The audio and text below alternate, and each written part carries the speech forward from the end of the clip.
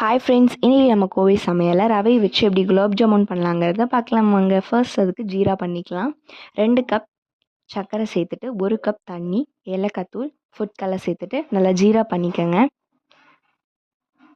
இன்னொரு பேன் எடுத்துகிட்டு 1 கப் ரவை சேர்த்துட்டு 1 ஸ்பூன் நெய் சேர்த்துட்டு நல்லா வறுத்து விட்டுக்கோங்க ரவையை.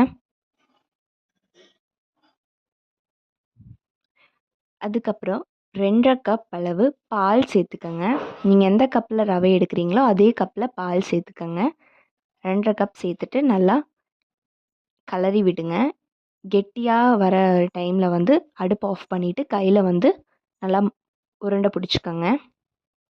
குட்டி குட்டியாக உள்ளங்கையில் வச்சு கேப் வராத மாதிரி உருண்டை பிடிச்சி எல்லா உருண்டையும் எண்ணெயில் போட்டு பொரித்து எடுத்து நம்ம காய்ச்சி வச்சுருக்கக்கூடிய ஜீராவில் போட்டுக்கோங்க. 10 நிமிஷம் கழித்து எடுத்து பார்த்தீங்கன்னா உங்களோட ரவா குலாப் ஜாமுன் ரெடி ஆயிடுச்சு.